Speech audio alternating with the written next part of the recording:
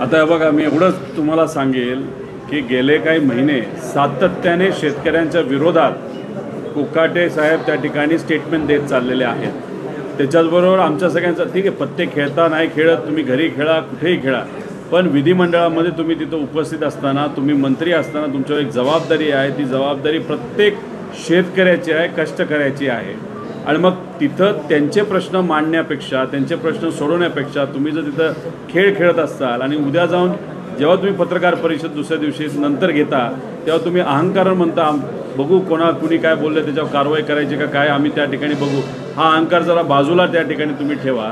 तुम्ही शेतकऱ्याला भिकारी म्हणलात, तुम्ही सरकारला भिकारी म्हणलेला आहात, त्यामुळे जे काय तुम्ही केलेलं आहे त्याच्यावर तुम्हाला राजीनामा हा द्यावाच लागेल।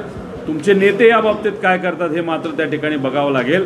पण दादांना मला विनंती करायची, एकतर यांचं खातं बदला, तिथं दुसऱ्या चांगल्या व्यक्तीला तिथं तुम्ही द्या, नाहीतर तुम्ही स्वतः कृषी विभागाची तिथं जबाबदारी घ्या, अशी विनंती अजितदादांना तिथं करतो।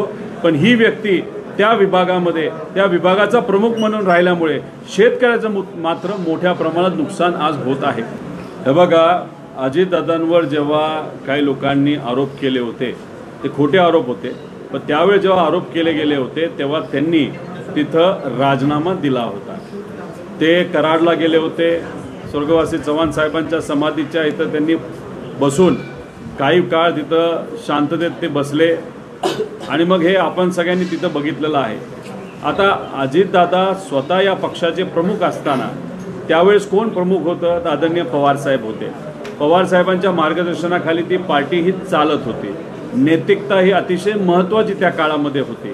आबांकडनं सुद्धा एक छोटंसं स्टेटमेंट, पण त्या काळामध्ये जेव्हा लोक भावनिक होतात ते स्टेटमेंट, त्यांची हिंदी कदाचित चुकली असेल पण हिंदी चुकून सुद्धा ते स्टेटमेंट ऐकताना चुकीचं वाटलं म्हणून त्यांना आदरणीय पवार साहेबांनी थांबवायला सांगितलं। तसंच तुम्ही जर बघितलं त्यावेळेस काँग्रेसचे नेते देशमुख साहेब मुख्यमंत्री होते तेव्हा त्यांनी सुद्धा तिथं माघार घेतली आणि पदावरनं ते निघून गेले। आता हे आजचे भाजप आणि मित्र पक्षाचे नेते स्वतःला काय समजतात?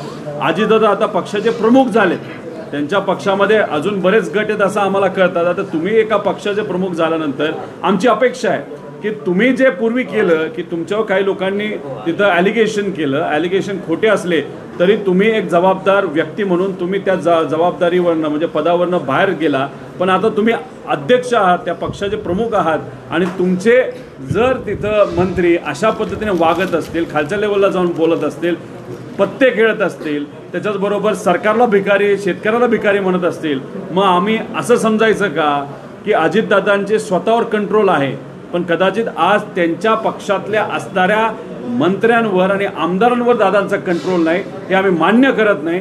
दादांना हीच ती वेळ दाखवून द्यायची की खऱ्या अर्थाने शेतकऱ्यांचा विचार ते करतात, पण हे कधी खरं ठरेल जेव्हा आज इथं असणारे जे मंत्री आहेत ते पदावरनं त्या ठिकाणी बाजूला जातात। नको त्यावेळेस बोलायचं असतं तेव्हा तटकरे साहेब बोलून जातात, जेव्हा भूमिका कुणी तिथं मागत नसतं तेव्हा ते बोलतात, पण जेव्हा खऱ्या अर्थाने तुम्ही प्रदेश अध्यक्ष आहात, प्रदेश अध्यक्ष म्हणून तुम्हाला भूमिका घेण्याची जेव्हा वेळ येते तुम्ही त्यातून पळून जाता आणि सगळं दादांवर ढकलून मोकळं होता।